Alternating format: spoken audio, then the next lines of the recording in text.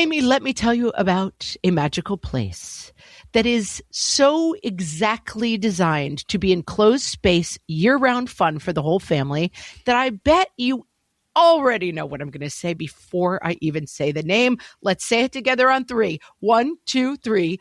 Great Wolf Lodge. You got it, Amy. My kids loved Great Wolf Lodge when we went. You probably already know that it has a huge indoor water park with a wave pool, lazy river, a bunch of massive water slides. But then your pack can hit the other attractions because, wait, there's more. Great Wolf Lodge has adventure-packed attractions like Magi Quest, a live-action game kids can play throughout the lodge, plus the Northern Lights Arcade. Spent some quality time there, so your kid who loves the lazy river and your kid who loves fantasy games will both have a great time. Great Wolf Lodge also offers great dining options and complimentary daily events like nightly dance parties, all under one roof. Unpack the car once and you're settled in to have fun. And with 22 lodges across the country, you're always a short drive away from adventure. We've both had such great times at Great Wolf Lodge, so bring your pack together at a lodge near you. Learn more at greatwolf.com and strengthen the pack. You know that thing where you get an amazing pair of shoes at a really great price and want to tell everyone about it? Yeah, so do we. Here at Designer Shoe Warehouse, we'll give you something to brag about, like the latest styles from brands you love, or the trends everyone's obsessing over, or shoes that make you feel like, well, you. So go ahead, show off a little. Find shoes that get you at prices that get your budget. Head to your DSW store or DSW.com today. DSW, let us surprise you. It's pretty brutal. What fresh hell? Laughing in the face of motherhood. I'm getting a very creepy feeling, Amy. With Margaret Abels and Amy Wilson. None of them can get their printers to work. A podcast that solves today's parenting dilemmas so you don't have to. I am team old at this point.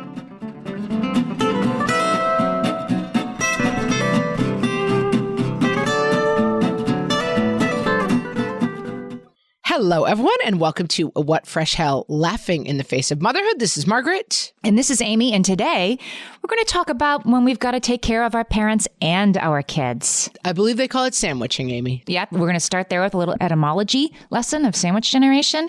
We don't have a mailbag this week, as it turns out. We don't have a mailbag, but I do have another text from my sister correcting me on the podcast, Amy. Okay. Which I wanted to share. On our Halloween episode, I was referring to this scary ghost lady witch from the movies as LuLaRona. And she correctly pointed out that I was merging the LuLaRoe documentary that I recently watched about the leggings. Yes. And the movie La Llorona. They're different things. LuLaRoe and La Llorona, there's no leggings involved in the witchy lady who kills children, nor are there any witch ladies involved in the documentary about the leggings. I thought you were like, it was like a Stregonona, like cousin, like sequel book. And I was just going with it. I don't know. Stregonona, kind of, because, you know, I like to describe myself as Stregonona when I'm not looking my best. A lot of things came together in that reference, and my sister Kate is 100% correct that I misspoke when I called that movie LuLaRona. Thank goodness for sisters to tell you when you are 5% incorrect on something. Listen, Kate monitors this podcast extremely carefully for my mistakes, and I'm glad we have her. You know, like on soap opera sets, they have a consultant who's there to be like, no, she can't have a drink. She was an alcoholic 4 years ago. They get like a super fan on a soap opera set to keep track of all the plots because... Wow. Because even the writers, they generate too quickly. Because it goes on for 14 years. And it's like, no, she does have a sister. She murdered her in 1971, whatever. Like there's somebody on the set who's way into it.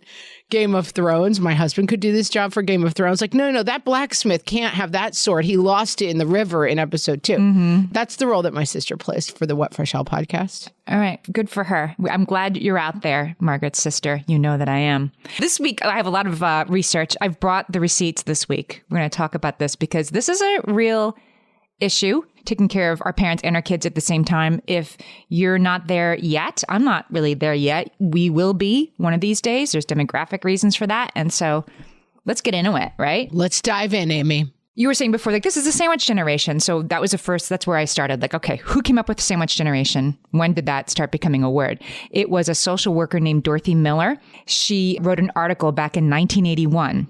She was the first person 40 years ago to sort of be like, there's this thing that people do when they're taking care of two people at the same time. And I would argue before 1981, like, let's go back 50 years. If you were a 43-year-old woman 50 years ago. Yeah.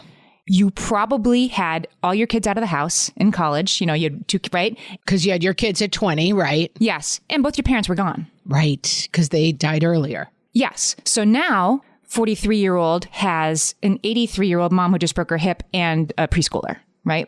Yeah. In my case, a 2-year-old. Yeah. So it's just a demographic reality that more and more of us, as we have kids later and our parents live longer, which are both, you know, wonderful things, that this is going to be a reality for more and more of us. I recently heard someone say, as kind of a throwaway line on a podcast, we have doubled human life expectancy in 100 years. Holy cow. And I thought, how is that possible? And life expectancy 100 years ago was like under 50. Yeah. That seems incredible to me as a person approaching, you know, this age that, like, I should be dead, basically. 100 years ago, I'd be like, put Meemaw out on the raft. You're a Lula Rona in a cottage if you made it to 50. I was just I was Streganona, Lula Rona, and Lala Rona all at the same time. Yes, here's a demographic thing for you. In the next 40 years, we expect the number of Americans who are ages 65 and older to increase by 92%. Yeah. There will be another 45 million of people in that category than there are now. It's wild. Yeah. And what are we going to do with all those people? I mean, I'll lay all the problems on you now. There are neither enough home health care aides and nursing homes to care for all the people who are going to need them coming like very shortly now. Nor, even if you could find a health care aide or a nursing home, they cost $100 bajillion a month. And many, many, many of us can't afford those for our parents or ourselves. Well, and I was listening to an economist talk about this recently, and it hadn't really occurred to me that market forces being what they are, there are places in the economy where there is just fundamentally not any more money.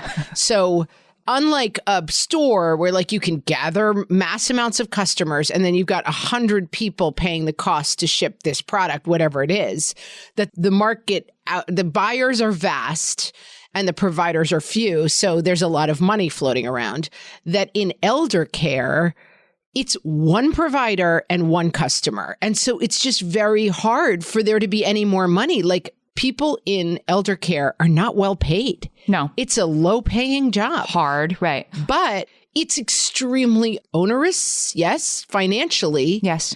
On the people who need to pay for that care. Yes. Like, here it all comes. And the amount of years that people need care at the end of their life keeps growing, right? I think it's like 3 or something is the average now. 3 is the average what? 3 years of care the average American needs. Well, I've heard something like, you know, the 80-20 rule. Here's a commonplace way to apply this. You wear 20% of your clothes 80% of the time, you know, things like that.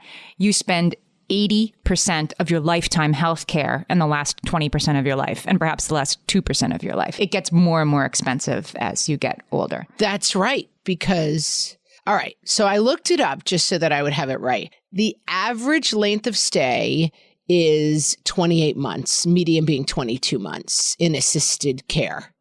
Mm-hmm. I know, this is like coming down the pike, guys, for all of us. So, right. And some of these places are, you know, I mean, it's wild. Thousands and thousands and thousands of dollars a week. Yes. The New York Times actually covered, I'll put a link in the show notes, Jessica Gross wrote an article for the New York Times called, "It's Pretty Brutal. The Sandwich Generation Pays a Price." Yeah.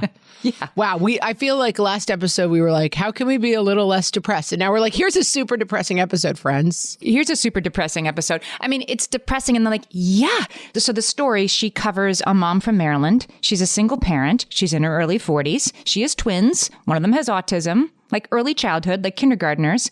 Mom just moved in with her because her mom has hepatitis and diabetes and had no money for a home health aide.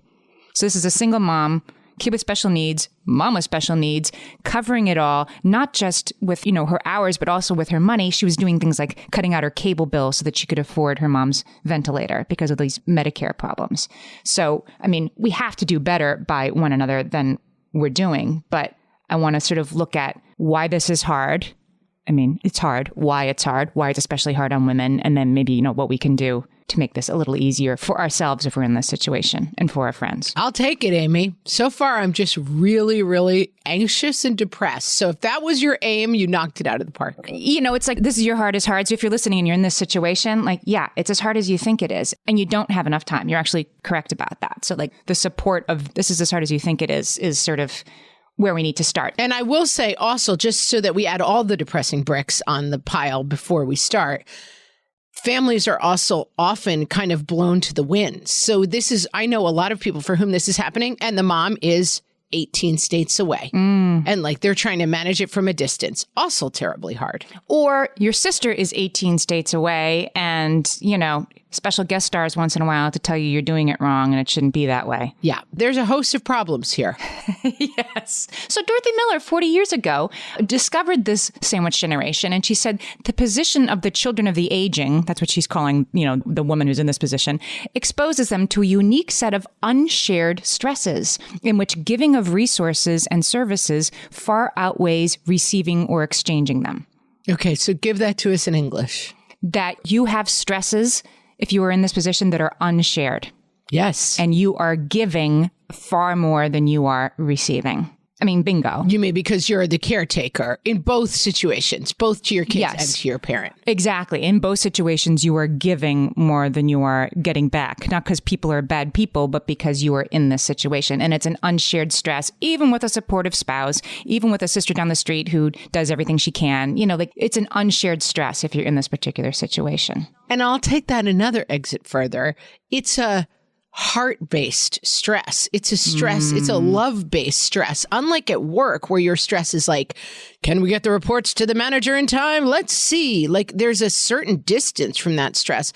But the stress of like, my kid with autism needs his IEP done correctly because that's going to affect the outcome of his life. And my mother, who cared for me so well, is now alone in a room in a home that I don't feel is nice enough, but I can't afford anything else. Like these aren't stresses like, can we get the widgets to work? This is stress that is so bone deep. Yes, I would agree. And this falls uniquely, especially on women. Yes. 2 out of 3 people in this situation who care for an elderly parent are women. Yeah. So not all. There's that third of people. There are definitely people who are male who are doing it. But like writ large, this is what we're talking about. This is put more on women's shoulders. And there's financial reasons for that because there's a gender pay gap. And the gender pay gap makes it more likely that when mom breaks her hip and somebody has to, dial back at work to take care of her because we can't, afford home health care aid, that it's going to be the woman because she earns less in the first place. It also, I hadn't considered this, that the gender pay gap also makes it more likely that the aging female parent will need financial support, will need more support because she won't have had the earning power in her life. You're truly getting it coming and going, right? Like the female has less money. Yes. And also men don't live as long as women. And so often it's the female surviving parent and they're 10 years into a pension that maybe is dwindling. And that's right. Like they've used up a lot of their savings. This is the other thing. Like we have not prepared as a generation financially and structurally it used to be like, well, you retired at 65 and then you died at 75. So you had 10 years to kind of enjoy the money. But now it's like you retire at 65, you live to 97. Like, yeah, it's 30 years of life that you have to cover financially. And P.S., you know how we said there's going to be Social Security? Actually, maybe not. Actually, maybe not. Maybe not so much. Yeah, the math on all of this just doesn't run. Yeah. I'm getting a very creepy feeling, Amy. Super creepers. All right. We'll come back. We're going to talk more about why it's hard because there are more reasons why this is hard. Hellions, it's time for some spring cleaning, and I don't just mean the coat closets. Doing your financial spring cleaning can actually be super easy when you let Monarch do your financial spring cleaning for you. One dashboard that gets your entire financial life organized. No more clutter, no more mess, no more logins scattered everywhere, just accounts, investments, property, and more, all in one place. Get your first year of Monarch for half off, just $50 with promo code FRESH. Monarch allows you to look not only at what you've already spent, but also to plan for the future. With Monarch, you can set savings goals, plan for big purchases, and notice spending trends before they become a problem. I can generate cash flow reports that show me what we spent this quarter, this month, what we're probably going to spend next month, and feel prepared, organized, and knowing how to plan for the future. No more surprises and a lot more clarity. Try Monarch. Use code FRESH at monarch.com to get your first year half off at just $50. That's 50% off your first year at monarch.com with code FRESH. Amy, when I'm having a good hair day, it usually makes my whole day better. And that's why on every day, I'm taking Nutrafol. Nutrafol is the #1 dermatologist-recommended hair growth supplement brand. And it's the #1 hair growth supplement brand personally used by dermatologists. Nutrafol's hair growth supplements are peer-reviewed, NSF certified for sport, and clinically tested. Nutrafol offers multiple formulas for men and women, tailored to different life stages and lifestyle factors, so you get support that's actually right for you. Adding Nutrafol to your daily routine is easy. Order online, no prescription needed, with automated deliveries and free shipping to keep you on track. Let your hair be one less thing to worry about. See visibly thicker, stronger, faster-growing hair in 3 to 6 months with Nutrafol. For a limited time, Nutrafol is offering our listeners $10 off your first month subscription and free shipping when you visit Nutrafol.com and enter promo code LAUGHING. That's Nutrafol.com, spelled Nutrafol.com, promo code LAUGHING. All my kids learned to swim when they were little. It was super important to me that they be confident and safe in the water. There was only one problem with that: taking them to swim lessons. I mean, the pools were freezing. There were always cranky adults doing laps right there. And it was definitely not, for any of us, what you would call fun. Amy, heard. But now there's Goldfish Swim School. Goldfish takes a really thoughtful approach to swim lessons, combining research-based teaching with a warm, kid-friendly environment that actually helps kids thrive in the water. Every detail at Goldfish is thoughtfully designed to create a golden experience, from shiver-free, warm indoor pools to comfy waiting areas for parents to professionally trained lifeguards on deck. Goldfish uses an approach called the science of swim play, which combines guided play with proven teaching techniques to help kids learn to swim, build water safety skills, and gain confidence, all at their own pace. Lessons are designed to meet kids exactly where they're at. If you've been thinking about swim lessons or just wondering where to start, this is a great opportunity. Right now, Goldfish Swim School is offering a waived membership plus your child's first lesson free at participating locations. Just visit goldfishswimschool.com/free to find a location near you and enroll using promo code FREE. That's goldfishswimschool.com/free, promo code FREE. Okay, Amy, I'm so excited to be back and talk more about why. I can't wait to get to Solved It on this episode. When we solve Social Security, gender pay gap, and aging, we're going to be in great shape at the end of this episode. Oh, let's talk about 2 reasons why caring for a parent, I mean, it's fraught, right? To care for your parent, it's sort of like the wrong order of things. Why that's difficult, even in a way that caring for your kid is not. Okay. I mean, I know this one already, but run me through it. Yeah, okay. The first one is when your parent doesn't want the caregiving that they clearly need and that you are offering them. Yeah, it's a role switch, which is very difficult. It's the classic taking away the keys, right? Like, yes, the dad who's always run the show, you're now like, actually, I don't think you should be driving anymore. And that's not great. Not a great dynamic. Right. They don't want to be in this position at all. So you are doing this for them. And then, does this sound familiar? It's like a teenager. Like, they need you and you're also a jerk because they need you. Yeah, it's a really, really, really hard dynamic in terms of that. That's right. That, like, unlike a child who I think fundamentally doesn't want the care. That's right. A teenager doesn't want the care anymore, needs the care. And similarly, a parent probably doesn't want the care, needs the care. They resent the care. And they're not just, I want to broaden this lens a little bit because there are people listening who for sure have a parent living with them or who lives down the street that they are with every day, caring for every day in that very intense caregiving stage. And there are a lot more people who are in the position of, my parents' finances are a mess. They didn't plan for retirement and they have nothing, right? The roof has a hole in it and they're not doing anything about it. Mm-hmm. That you're taking on, half of adults actually in their 30s and 40s say they take on some of the, the sort of the caregiving, the logistical caregiving, the financial caregiving. of their parents. Right. And I would say, a majority of couples, or at least half of couples, have at least more than two sets of parents, right? You have parents, in-laws, step-parents, step-in-law, you have a bunch of older people in your life at this point. It's not just like, it's just my mom and we'll figure it out. It's a lot of people up there.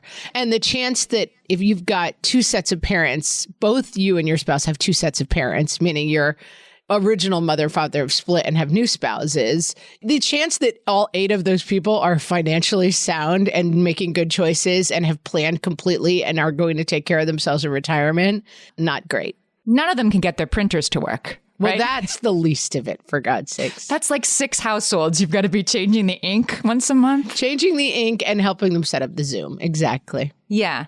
I mean, I cannot go down that road because I'm so close to being that person, Amy, that I cannot goof on anyone else for being technically absurd. As a semi-old, I can say, right. I am a semi-old, and let me tell you, I am team old at this point. The pandemic sort of put that into like sharp relief for me. Like, oh, we need to be doing this. Like, this is the kind of stuff that you wait and then hurry up about. Like, what is your retirement planning? What is your end of life planning? Like all that stuff. Oh, for yourself. For yourself, but also for my parents. Like when we were like locked down, I'm talking like beginning of the pandemic, when literally anything could happen, right? When there were like freezer trucks outside the hospitals. I was like, I'm nowhere. Like, I think I know their dates of birth. I'm not sure I know what their insurance information is. I don't know what some of the parents and in-laws, I wasn't sure what their end of life directives were. If they had one, if they had a will, if they did this. And it all of a sudden became incredibly important to me. So I made a huge, bullet point list of these are the 18 things I need to make sure I have for both sets of our parents. And that list has remained in bullet point form because it's hard. I don't want to talk about it. I don't want to have these difficult conversations. Hey, have you thought about how you want to die? I will lean on solutions. I know it's early for solutions, but I do think this is one of the smartest things you can do for yourself. And sometimes the solutions are elusive because I will tell you that if you don't have money, the solutions are extremely elusive. Like there are no good choices if you don't have any money. Like if you do not have some sort of retirement savings or, insurance or all of those things you need, those solutions get very cloudy. But my father had kids late. And so he's older. And I think that because he's older, he's had an easier time. I mean, my dad, sometimes we joke him that like every day he's like, well, this is what I want you to do with this urn after I go, like he's kind of into this kind of planning and is not afraid to give voice to it. But I had to lean in a little bit and have these tough conversations. My mom died a couple of years ago. And, I think we had really stark and scary conversations about like, what do you want? What interventions do you want?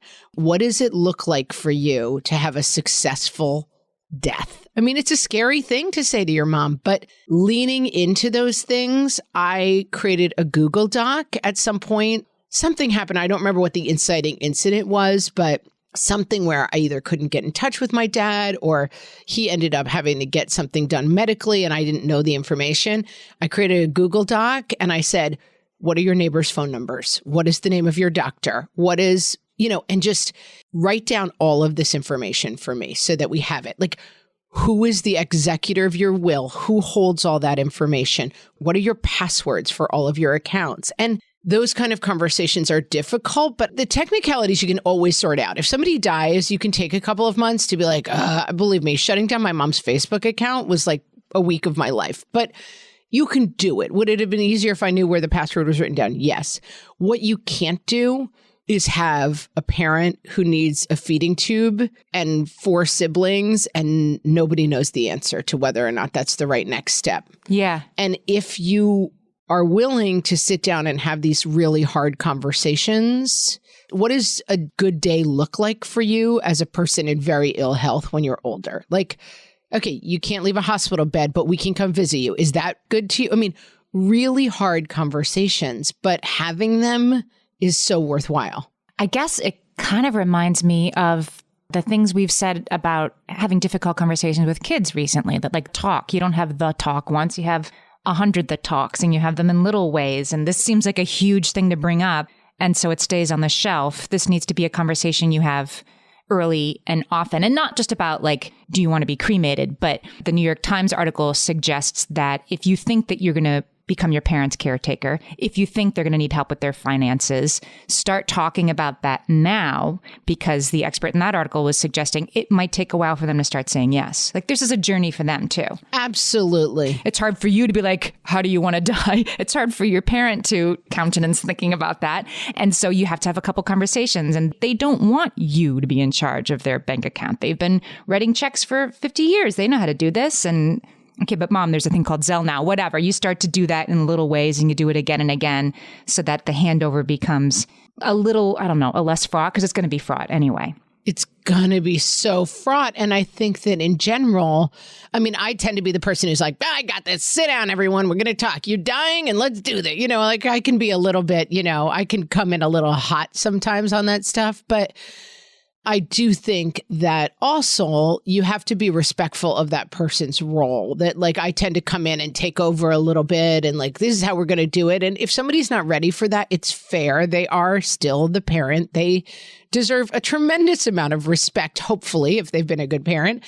And I think that trying to come in and be like, here's what we're going to do can be really off-putting. Sure. But I think that finding access points to those conversations. And I had a relative who was a beautiful singer getting older, and the family wanted to make a recording of this person singing because they had a beautiful singing voice, and they wanted like the grandchildren and the great-grandchildren to be able to hear this person's voice going forward. And the person was very, very resistant to it. And I think it just brought up for them the feeling of like, oh, they want to record me because they think I'm dying. Oh, I see. And didn't want to do it and never did do it. And I was sort of team like, this has to happen. It's going to be so magical for other people.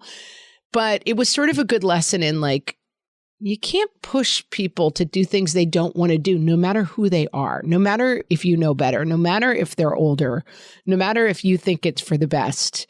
You still kind of have to give people the respect of autonomy for as long as possible. So what I'm saying is it's a balance, because I just said two different things. Yeah. You have to do it, and then you have to respect them, but you have to find the balance. I guess you bring it up, and if it's not a good time, then, you know, you bring it up again in a couple of months, or when would be a good time to talk about this. I mean, you can kind of leave it on the table between you. And look, it's the same thing as with kids, right? If you bring up, my daughter just last night was explaining a difficult thing she was going through in one of her friendships, and she wanted to talk about it until she did not want to talk about it, if you feel me. And so we stopped. And we talk about this all the time, not having conversations. Yes. When the emotions are high. So when you discover that your parent does not have enough savings to make it through the year, it is probably the time for everybody to walk away and be like, okay, this is scary and upsetting, and then come back and involve everybody at a calmer time, you know? And similarly, like when someone's feeling fraught or nervous is maybe not a good time. And people have such different experiences of this. Like, I feel like my mom was really able to be like, my mom was just a very, clear-eyed person in a very specific kind of a way, and able to be like, okay, this is what we're facing. These are the choices I'm interested in. These are the choices I'm not interested in. But I definitely know people for whom like those choices are much more fraught, and just the very idea that like anything's ever going to change is hard to bring up no matter how calm things are. There's another complicating factor I want to throw in, because this isn't complicated enough yet, right? So I thought I'd make it more complicated. No. Please, Amy, please. Let's get this thing a little complicated, please. We're way too happy and cheerful. So our parents are triggered when we're bringing up, like, I don't think you should drive anymore. I don't think you have enough money saved for retirement, whatever it is, a difficult conversation. It's also triggering for us, particularly if experts say, if your relationship with this parent that you're now in a caretaking position with was dysfunctional. Right. And spoiler alert, it was in its own ways. Like, even if it was great, your relationship with your parent is very highly marked by markers, you know? And so like, you're the disorganized one becomes like, you can't be in charge of the pill case, whatever it is. Like, the little markers of your relationship are going to flare up so badly around caretaking. they're going to come back. Like you're going to visit them again, right? You're going to come back around to those markers again, except you're going to be looking at them from the opposite side. Yeah. And there's a very strong, like, who you are to each other. I mean, think about your own children and now put yourself in the position of like, those kids are now in charge of you, Amy, like you who knows how to run everything and does everything. Like your feelings towards that would be like, oh, blah, blah, blah, blah. It would be complicated by who those people are to you. Yes. There's no sudden switch that flips when you turn 75 where you see your children as fully realized adults and capable in all these different ways. You still see them as like the 4-year-old who always left the marker on the couch without a top on it, and you want that person in charge of your, insulin regimen. You probably don't. Right. Whether or not they are able to do it, it's still really, really hard. Okay, so it's hard. It's hard. I think that part, Amy, I believe we have established a baseline of it's really, really hard. We had a listener write in recently with a question saying, how do I find time to work out? She was already getting up at 5:30. She had non-integrated spouse. I forget the details, but basically it was like, I'm already getting up at 5:30. My spouse isn't around. I got the kid. I got the parent.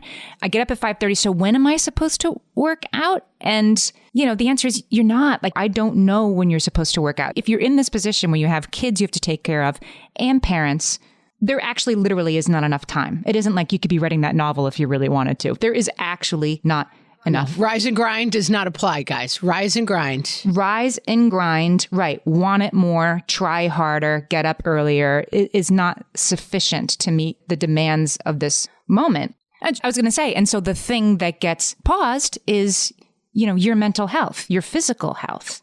This is also, I think, an important aspect of being a caregiver is determining, and this is so challenging because it can be very changing, determining what situation you're in, meaning marathon or sprint. Is this an acute problem that you need to put your life on hold for 3 weeks and deal with? Mm-hmm. Or is this a problem that is going to go on for 3 years? Because I think a lot of the people who I see who have the worst time of this, they are in a sprint that goes on for 6 months, 7 months. You're right. Then in a year and a half, and then 2 years. And you cannot actually do that. And so one thing that usually, I shouldn't say usually, but in my experience, I remember with my grandmother, who was, in great shape, 86. I can't believe she does it all, driving, doing all her things, had a fall. And then all of a sudden, everything started spiraling in 8 different directions. Then, couldn't do a lot of things because of the fall. But then everything was sort of like, oh my gosh, we have to be in this kind of sprint mode around this accident. But then it never cleared. 6 months later, people were still kind of scrambling and home care aides and who was coming and who wasn't coming. And you have to find some time to take a gigantic step back and say, what are we actually dealing with here? Because I think it's such quicksand. It sucks you in. And then suddenly, like, this is your life, just hair on fire from 5:30 in the morning until 9 o'clock at night every day. Right. And then on top of that unsustainability comes guilt about why can't I manage to get this done? Why am I not doing a better job? Why am I not showing up for my kid's preschool concert? Why did my mom slip and fall again? The one time I went out to dinner with my spouse. Right. And shockingly, I'm shrieky and crabby all day. And I hate myself who I am with all of these people, including my vulnerable parent who I'm finding myself yelling and screaming at. Yeah. That is something that I do think it's not solvable, but like in being able to take a day off and say, I have to make a bigger plan versus just whack-a-moling all day can help. All right, let's take a break, Amy, because we've got to solve this. We've got like one segment left to solve elder care, Social Security, all of it. It's all good. My favorite skincare products actually feel more like self-care, like they're so nice to put on and they smell so good that I'm actually happy when I get to that part of my day. And I swear that is how I feel about Osea's anti-aging body balm. Amy, you are usually the lotions and potions queen on this podcast, but I have to say, hard agree. Osea's anti-aging body balm is a liquid silk body balm that combines the lasting hydration of a lotion with the firming power of a serum, leaving skin smoother and firmer. This body balm is clinically tested and designed to deliver visible results you can see and feel. So we've gotten to use this product for a couple of months now, and I swear I have really noticed firmer and smoother skin, like on the back of my hands. It's like getting a mini spa treatment from head to toe. Get a spring-worthy glow with clean, clinically tested skincare from Osea.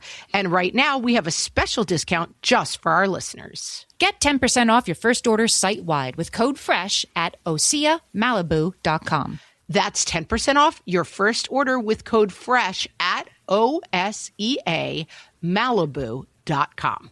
Hey there, I'm Kendra Adachi, and my show, The Lazy Genius Podcast, helps you be a genius about the things that matter and lazy about the things that don't, and you get to decide what matters. I'm not here to tell you what to do. I'm here to give you a new way to see.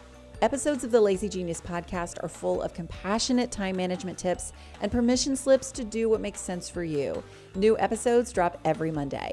Follow and listen to the Lazy Genius Podcast on the free Odyssey app or wherever you get your podcasts. And now, what your mother-in-law is really trying to tell you. From the What Fresh Hell podcast. When she says the kids were angels when you picked them up from her house. She means I fed them a huge bowl of ice cream every time they cried. When that didn't work anymore, I took them to Target and bought them $100 worth of new toys. When she says, I'm so sorry I called you Christine. That was his ex and I just can't get her name out of my head. She means, I liked Christine. Always dreamed it would work out for those two. You? Not as great as Christine. When she says, I totally respect your rules. We will abide by your guidelines at all times. She means, this 8-page document you have handed me about how to care for a baby is bonkers and also vaguely insulting. I will pretend to read it carefully in order to appease you, but then I'll just do exactly what I did with the 6 children I successfully raised to adulthood. But thanks for the suggestions. When she says, I love that you play with your kids and don't let yourself get bogged down with all the little details. She means, your house is an appalling mess and your cooking is a crime. When she says, don't you look nice today? She means, I see that you've taken off your sweatpants and at least attempted to do something with your hair. I've been waiting for this day and I'm glad it has finally arrived. When she says, your children have such independent spirits. She means, kids would never have been allowed to behave like rabid wolverines in public back in my day. I just hope I can impart enough discipline in the rare times I'm with them to turn the tide. When she says, I cherished every single day with my babies. I enjoyed every second of their amazing childhoods. She means, it's been 30 years since I had a baby in the house, and I have completely blocked out the reality of what that experience actually involved. This has been What Your Mother-in-Law is Really Trying to Tell You. From the What Fresh Hell podcast. Okay, so Laura Kosedge, she's a therapist. She works with people who are in the situation of being a dual caregiver for kids and elderly, the sandwich generation. Laura, we need you. We need you, Laura.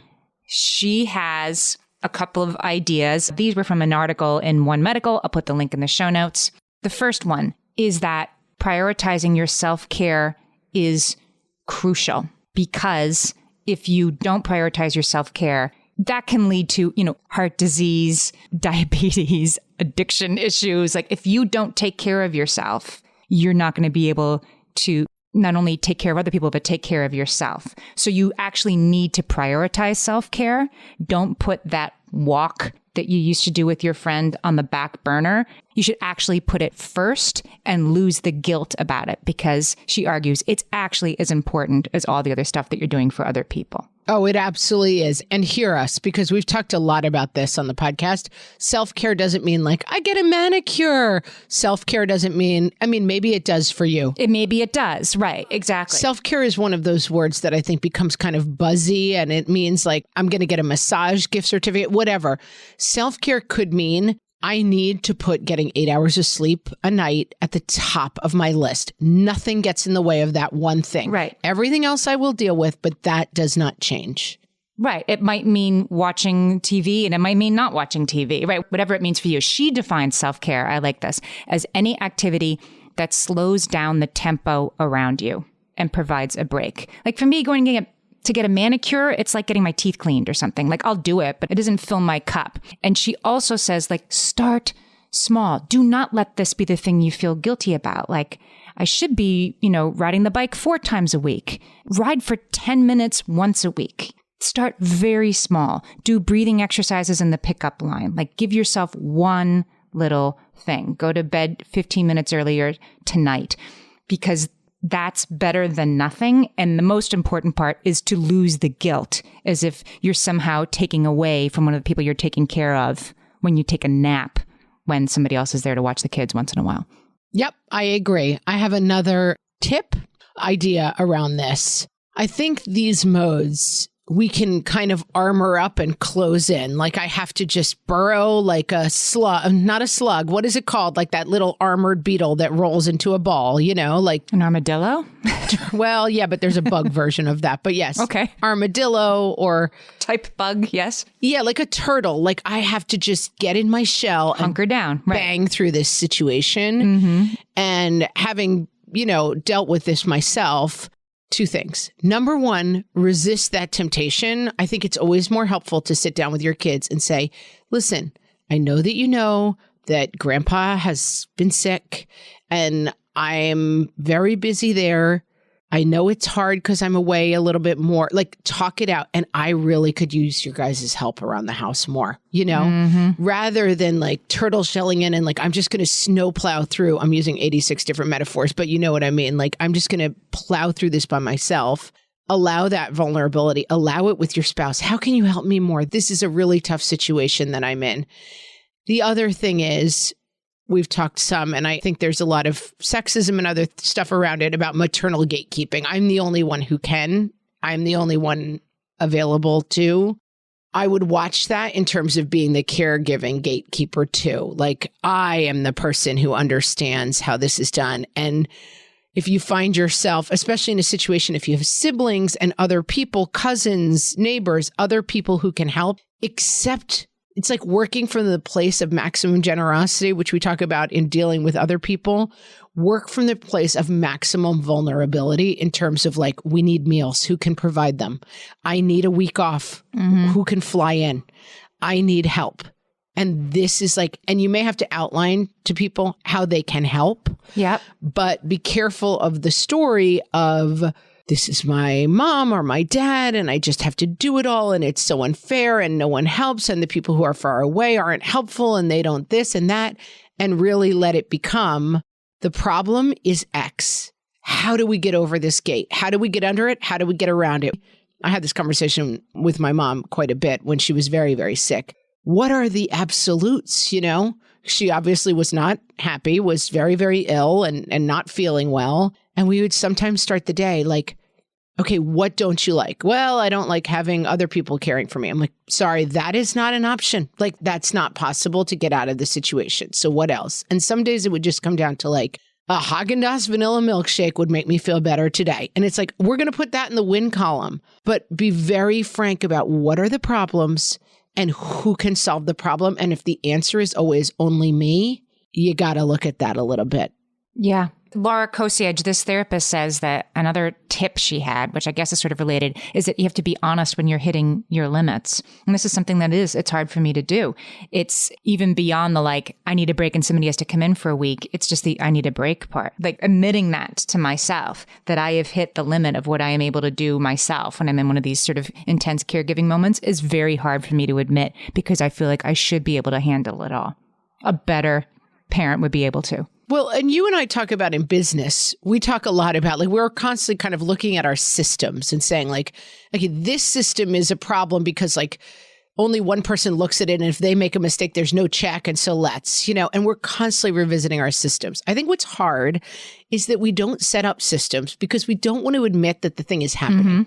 Ah, right. And so we never take the time to sit down and be like, okay, it's going to be this many pills and this person is dying and like this is how the box is set up and this is how much care we need and let's all get together, because that would involve confronting the reality of like, this isn't getting better. This is the real reality that we're facing. And so we kind of just do catch as catch can rather than sit down and have the hard conversation that is, I don't think you're going to be able to drive anymore. I don't think you're going to be, these are horrible things to face, you know? I don't think you're ever getting out of bed again, whatever it is. And if you have a kid with like severe dyslexia or something like that, that's something to work towards. You have a goal. Right, you're going to fix it. They're going to have dyslexia, but it's going to get a little better with your help. And like someday they're going to be able to read that thing. Like you are moving towards the light, even if you can't see that. You can trust that one day this kid is going to maybe be able to do something on her own that she can't do now, right? And then, but it's the going the other way that I think must make it particularly difficult to say, oh, this is where we are, and it's not changing, and it's not getting better, and it's not going to self-resolve. No, but I'm going to lay a little Ram Dass on you, Amy. Oh boy, go ahead. One of my favorite quotes, we are all just walking each other home. That's where we're going. And like, it's your job to say, like, how can I help you at this part of the walk? But if you deny that we're going home, you're not going to be able to be helpful. My grandmother lived with my parents for a while, and she had Alzheimer's. And I mean, she lived with us for most of my life, but she had Alzheimer's towards the end. My mom was her full-time caregiver, you know, like every day. God, we just got to pause and say, God bless Nancy Wilson. I mean, she did it all. 6 kids and taking care. Oh, God bless her. And taking care of her mother-in-law, which there are many women in this situation, right, who are taking care of their spouse's parent and do incredible work. But it made me think of her when you said that story about walking somebody home. She would, as elderly people sometimes do, if they're confused, they get more confused as it starts to get dark. It's called sundowning. We're not even sure why it happens, but they get much more confused when it's getting dark outside. And she would say she needed to go home. And it was not solvable in the macro in terms of she was home, and solving her agitation about not being home when she was home was hard. But what my dad figured out could work is it would be right when he was getting home from work that she would start to be getting very agitated, that she needed to go home. And instead of convincing her that she was home, you know, all that, he would say, okay, I'll take you. And he'd walk her around, you know, my own childhood home and then lead her right back to her chair, where she would suddenly totally accept she was home and be fine and be happy for the rest of that night until tomorrow when you had to do it again. Yeah. And I think you can it's like the Haagen-Dazs milkshake you were saying, like bring the win closer and celebrate the small wins of like, for right now, this is okay. For right now, I've done a good job. I think that's right. I mean, I wasn't even picturing talking about this when we talking about this episode, but I do think that that's right. That like, in that you have a parent you value and you're trying to be helpful to them, that like, when you see it as like, this is only getting worse and worse and worse, and of course, that is how you see it. I mean, of course, that's very natural. But if you can kind of shape the story a little bit as how can we make this last like walk that we're going to take together as least fraught as possible so that we can enjoy whatever we can enjoy of this time that we have left. It seems a little more the way to go, but it is fraught when you're busy, like, but the caregiver didn't show up today and I don't know this. And you're so in over I remember at some point I had someone on the phone when I was trying to do something way above my head in a caretaking place. And the person said, well, do you have any medical training? And I literally screamed, I'm a comedian at the person. And it's like, right, you do find yourself way, way over your head. But like, you're not a doctor. There's a lot of stuff you can't do. And fundamentally, all you can do is try to survive the situation, but that involves like staring down where you are in it and then not being afraid to say it out loud enough so that you can make plans to make it better. Yeah. Solved it. Yeah, there you go. So don't worry about it, guys. Yeah, I mean, we ended up talking a little bit more about aging parents and not as much about dealing with kids, but I do think, asking for that acceptance. And I also think being honest with your kids is really helpful in this situation. Like, this is what's going on and this is hard. And if you have that parent living with you, obviously you've got to constantly have those conversations with your kids. And this is real. I think we spend a lot of time with our kids, trying to make them good people. And what makes kids people, human people, is facing the realities of life, which is a lot of this stuff. Yeah, I agree. Well, if you're listening to this episode and you're in this situation and you got the kids and you got the parent and you have all of it, we get it. We see you. We admire you. You're doing a great job. Do something for yourself today, even if it's 10 minutes of closing your eyes and taking deep breaths. It's worth it. And if it's a manicure, we're not here to judge you. That's fine. That's just not our preference. Right. Friends, we were led to this topic on our Facebook group, facebook.com/groups/whatfreshhellcast. You should come join our Facebook group, and then you can be part of these great conversations that are happening over there. This was suggested by Marianne. I want to give a shout out to that because, Marianne, I lost your original question along the way, but thanks for suggesting this topic because it is a good one. It was a good one. Thanks. This was a good conversation. I enjoyed it. Yeah, needed this. Although I'm slightly depressed.